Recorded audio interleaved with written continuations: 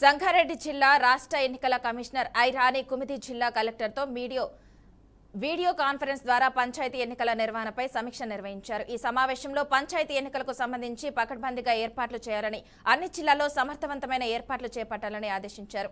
పంచాయతీ ఎన్నికలు 3 విడతలుగా నిర్వహించేందుకు షెడ్యూల్ విడుదల చేసినట్లు తెలిపారు. మొదటి విడత పోలింగ్ డిసెంబర్ 11, రెండవ విడత పోలింగ్ డిసెంబర్ 14, మూడవ విడత పోలింగ్ డిసెంబర్ 15న పోలింగ్ నిర్వహించబడుతుందని తెలిపారు. మొదటి విడత నామినేషన్ ప్రక్రియ ప్రారంభం కానున్నట్టు ప్రకటించారు. 7 మండలాల్లోని 136 గ్రామ పంచాయతీలకు నామినేషన్ ప్రక్రియ మొదలు కానుంది. నోటిఫికేషన్ నవంబర్ 27న ఉదయం 10 గంటల వరకు విడుదల చేయాలని సూచించారు. ఇక ఈ ప్రక్రియలో సమయపాలన పాటించినట్లయితే చర్యలు తప్పవని జిల్లా కలెక్టర్ హెచ్చరించారు.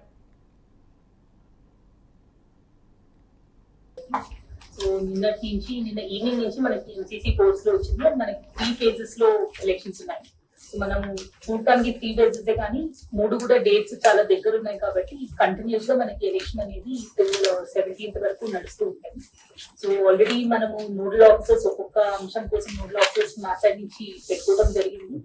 మనం ఏర్పాటు చేసుకున్నాము. సో మీకు రేపు నామినేషన్స్ ఎక్కడ వేయాలి అనేది మీకు లిస్ట్ ఒక 1 hour లో మీకు కంపైల్ చేసి అది కూడా మీకు ఇచ్చేస్తాను. నా రిక్వెస్ట్ ఒకటి ఏమంటే ఎంసీసీ వైలేషన్స్ ఎక్కడ కూడా జరగకూడదు అనేది most important thing. So that మనకి కంప్లైంట్స్ ఎక్కడి నుంచి రావద్దు. రెండోది ఎక్కడ కూడా డబ్బు కానీ ఆర్ లిక్కర్ కానీ ఇట్లాంటి ఆస్పెక్ట్స్ లో మనకి కంప్లైంట్స్ రావద్దు. Second thing in terms of caste, communalism ఇట్లాంటి ఆస్పెక్ట్స్ లో ఎక్కడ కూడా జీపీ ఎలక్షన్స్ లో జనరల్ గా కూడా లోకల్లో కొంచెం టెన్షన్స్ ఎక్కువ ఉంటాయి. సో అన్నెసెసరీ గొడవలు అనేది ఎక్కడ కూడా క్రియేట్ అవ్వకూడదు. సో దీని గురించి అందరూ కూడా కోఆపరేట్ చేయాలని కోరుతున్నాను.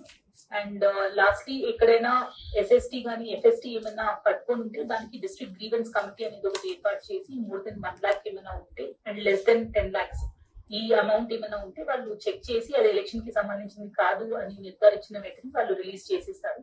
సో ఈ ఆస్పెక్ట్ లో మనకి ఫార్మర్స్ కి కూడా ఎక్కడ కూడా ఇబ్బంది కలగకుండా అనేది చూస్తున్నాము. సో దట్ వాళ్ళు కొనుగోలు కేంద్రాల నుంచి కానీ వెళ్తున్నప్పుడు